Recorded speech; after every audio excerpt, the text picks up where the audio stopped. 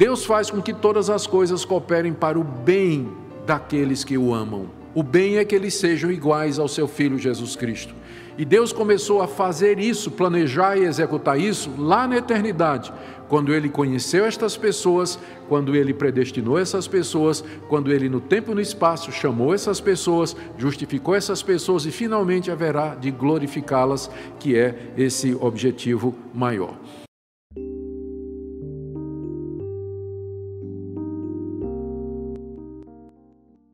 Que todas as coisas cooperam para o bem dos que amam a Deus. Que bem é esse? Bem, vou começar dizendo o que não é. Paulo aqui não está falando de um final feliz.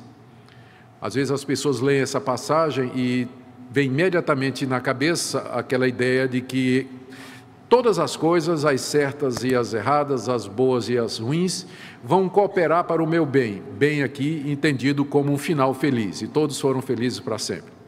Mas não é disso que Paulo está falando aqui, porque nós sabemos que muitos servos de Deus, eles não tiveram um final feliz. Pergunta a João Batista, pergunte ao apóstolo Paulo como é que a história deles terminou. Não foi um final feliz.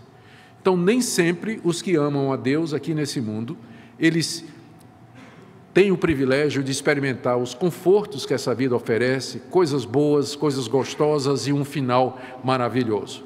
O bem aqui é outra coisa. O bem aqui deve ser entendido à luz do contexto como sendo a conformidade nossa com Jesus Cristo. Veja aqui no verso 28, depois de dizer que todas as coisas cooperam para o bem daqueles que amam a Deus, ele diz, porque Deus, na eternidade, nos conheceu e nos predestinou para sermos conformes à imagem do seu Filho Jesus. Ou seja, o bem a que Paulo se refere no verso 28 é sermos conformes Jesus Cristo é sermos como Jesus Cristo é. É isso que Paulo coloca como sendo o bem supremo dessa vida, superior a todos os tesouros, superior a todas as posses, a todos os prazeres que porventura nós possamos ter aqui nessa vida. É isso, ou é com esse alvo que Deus trabalha, fazendo com que tudo coopere para que ele seja alcançado. O bem aqui é ser parecido, é ser semelhante a Jesus Cristo. O Senhor Jesus ressuscitou dos mortos com um corpo imortal, um corpo glorificado, um corpo perfeito. Ele subiu aos céus, está na presença do Pai, cheio de alegria, na plenitude da felicidade, na glória eterna, aguardando por nós. O maior bem que Deus pode dar a uma pessoa é fazer com que essa pessoa seja como Cristo é. É esse o bem aqui. Note que no verso 29, quando Paulo diz que Deus nos predestinou para sermos conforme a imagem do seu Filho, Jesus Cristo, ele logo acrescenta, para que ele seja o primogênito entre muitos irmãos, ou seja, para que ele seja o irmão mais velho de uma família. Essa família, essa irmandade que é mencionada no verso 29, é a nova humanidade que Deus está criando de dentro dessa humanidade caída, que caiu em Adão. Assim como a humanidade toda caiu em Adão, que era o cabeça da raça. Quando Adão caiu, todos nós caímos, vimos isso no capítulo 5, na sequência de exposições. Assim também Deus mandou um outro Adão, que é Jesus Cristo. E unido a ele, Deus está trazendo uma nova raça, uma nova humanidade. Então, ser igual a Cristo, ser como Cristo é o bem maior, é o destino último e final que Deus tem para aqueles que o amam. Esse é o bem que é referido aqui. E esse processo de fazer com que nós cheguemos à conformidade plena com o Senhor Jesus, ele começou na eternidade. Veja que Paulo diz aqui no verso 29, ele diz que Deus de antemão conheceu e predestinou, continuou no tempo aqui desse mundo, porque esses que Deus conheceu e predestinou, Paulo diz aqui no verso 30, que ele chamou e justificou, e vai terminar no final dos tempos, quando Paulo se refere aqui à glória, a esses também Deus glorificou. Então, Deus faz com que todas as coisas cooperem para o bem daqueles que o amam. O bem é que eles sejam iguais ao seu Filho Jesus Cristo. E Deus começou a fazer isso, planejar e executar isso lá na eternidade, quando Ele conheceu estas pessoas, quando Ele predestinou essas pessoas, quando Ele no tempo e no espaço chamou essas pessoas, justificou essas pessoas e finalmente haverá de glorificá-las, que é esse objetivo maior. Se vocês querem entender, se nós queremos entender o que é que esse bem representa, talvez quem melhor possa explicar é o apóstolo Paulo mesmo, né? Porque no capítulo 8, de 18 a 25, pelo menos 3 vezes ele menciona o que é esse bem. No verso 18 ele diz assim: eu tenho por certo que os sofrimentos desse tempo presente não podem ser comparados com a glória a ser revelada em nós. Então essa glória que vai ser revelada em nós aqui sendo aqueles que amam a Deus, ela é superior aos sofrimentos desse mundo. É esse o bem que Deus tem para nós. No verso 21, Paulo diz aqui que a criação está gemendo, na esperança de que ela sairá redimida do cativeiro da corrupção, para a liberdade da glória dos filhos de Deus. Então essa liberdade do pecado e da corrupção, que constitui a glória dos filhos de Deus, é o bem que Deus planejou para nós. Ou ainda, nas palavras de Paulo no verso 23, quando ele diz que nós que temos as primícias do Espírito Santo, nós também gememos em nosso íntimo, aguardando a adoção de filhos. Aí ele explica o que é a redenção do nosso corpo. Quando esse nosso corpo será redimido, ele será transformado, será glorificado e será um corpo igual ao corpo de Jesus Cristo. Então, é esse o bem de que Paulo fala no verso 28, quando ele diz que todas as coisas cooperam para o bem daqueles que amam a Deus. É esse bem aqui. E ele é superior a qualquer bem terreno, é superior a qualquer coisa aqui nesse mundo. Eu não estou negando que Deus aqui nesse mundo, Ele dá coisas boas para nós. Ele dá coisas boas para nós, e às vezes a gente nem compreende que aquilo que Ele está nos dando é uma coisa boa, a não ser depois de algum tempo, não é? Quando acontece a gente pensa que é uma coisa ruim, mas depois a gente percebe que é uma coisa boa, como aquele jovem que queria ser missionário na África, e orou muito pedindo a Deus para ser missionário na África, e havia muitas dificuldades. Finalmente teve uma agência lá, missionária, que resolveu dar uma oportunidade para o rapaz, e mandaram ele lá para o interior da África para pregar o evangelho numa tribo nova, que ninguém sabia direito o que era. Aí o rapaz atravessou vales, montanhas, florestas e rios, a dificuldade, não tinha caminho, acampando no meio do mato. Finalmente, um dia ele abre os olhos, ele está lá na clareira onde está a tribo. E ele olha, só vê as caveiras, era uma tribo de canibal, antropófago, comedor de carne humana. Ele virou para correr, os cabas pegaram. Próxima cena, o nosso jovem missionário amarrado num poste, no meio da aldeia, na frente dele aquele caldeirão assim, né, fervendo de água, e o cozinheiro da tribo com a faca, uma peixeira de 14 polegadas, descascando o legume e olhando para ele, né? Então ninguém precisa perguntar qual vai ser o cardápio, né, do jantar, né? Todo mundo já sabe quem vai ser o jantar. E o moço desesperado orando: Senhor, quando eu pedi para ser missionário não era bem isso que eu tinha em mente e tal. E de repente o chefe da aldeia, ele tem uma inspiração. Ele chama o cozinheiro e diz: ô, cozinheiro, traz uma amostra aí da carne desse cidadão para ver se é boa. O cozinheiro vai lá, pega a peixeira, olha para o rapaz e diz: vou tirar aqui da panturrilha, da batata da perna. Aí pega e tira o filé. Aí traz para o chefe. Aí o chefe: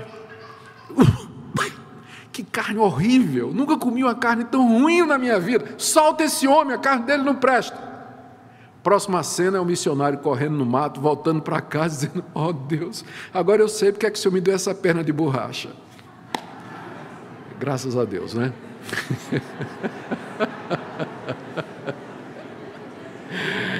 Vocês estão devagar hoje à noite, né? Não estão. O processador está... A mocidade do Rio, porque eles ouviram isso no culto das 5 horas. Todas as coisas cooperam para o bem, mesmo que quando elas acontecem, no momento não parece o bem, mas aí lá na frente a gente sabe que Deus, na verdade, estava fazendo bem para nós. Então, eu não estou negando que Deus faça isso, que Ele usa as circunstâncias que no momento não parecem boas, para promover o nosso bem aqui nesse mundo. Mas o que eu estou dizendo é que Paulo aqui está falando de um bem superior. Ele está falando de sermos conformes à imagem do seu Filho Jesus Cristo, que é o bem supremo mais do que a preservação da própria vida. Então esse é meu primeiro ponto. O bem a que Paulo se refere aqui é a conformidade com Cristo Jesus na glória eterna, processo que começa aqui nesse mundo. Segundo ponto é a maneira pela qual Deus age para que esse bem seja alcançado. Paulo diz que Deus faz, poderia ser traduzido assim, que todas as coisas cooperem ou trabalhem em conjunto para esse bem. Deus age através de todas as coisas para promover esse alvo que Ele tem na vida dos seus filhos. E que coisas são essas que Deus usa? Aqui no contexto da carta aos Romanos, há pelo menos 3 indicações. A primeira delas, sem dúvida, é a obra de Jesus Cristo, sobre a qual Paulo vem falando desde o capítulo 1, que mediante a morte de Cristo na cruz, mediante o seu sangue derramado, Deus propiciou, pagou o pecado do seu povo e justificou mediante a fé aqueles que creem. E essas pessoas são perdoadas por Deus e recebidas por Deus. Contra elas, Deus não tem mais qualquer condenação, é a afirmação, inclusive, que abre o capítulo 8. Agora, já não há nenhuma condenação para aqueles que estão em Cristo Jesus.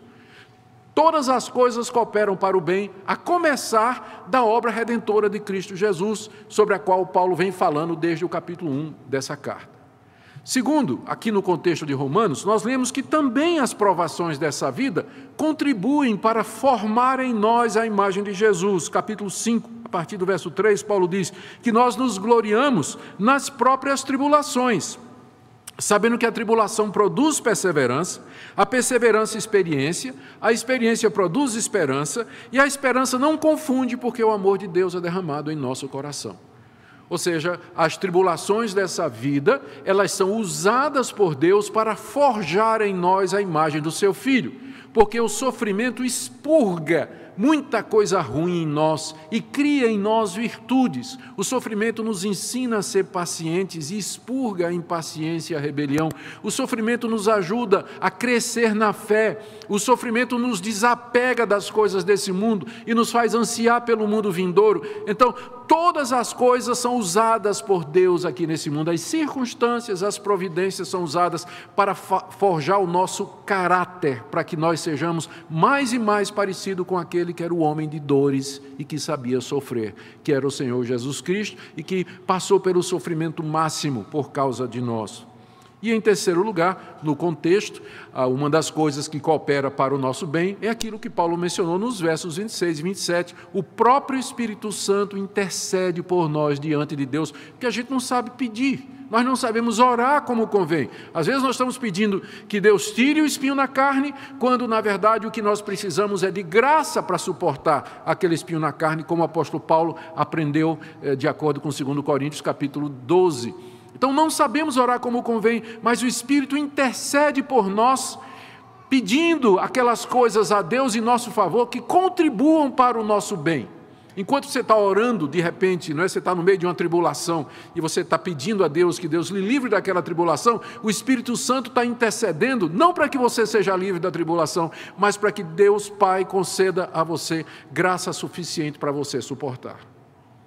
Então, tudo colabora para o nosso bem. Deus faz com que todas as coisas, a intercessão do Espírito, a obra de Cristo, as circunstâncias e a providência dele aqui nesse mundo, tudo isso coopera para que nós sejamos semelhantes a Cristo, começando aqui nesse mundo e terminando na glória com a ressurreição. Esse é o grande plano de Deus. Esse é o propósito dele para a sua vida e para a minha. E em nome desse propósito, Deus pode tirar coisas de você, Deus pode permitir que você sofra, Deus pode permitir que você passe por durezas e aflições aqui nesse mundo, porque Ele tem como objetivo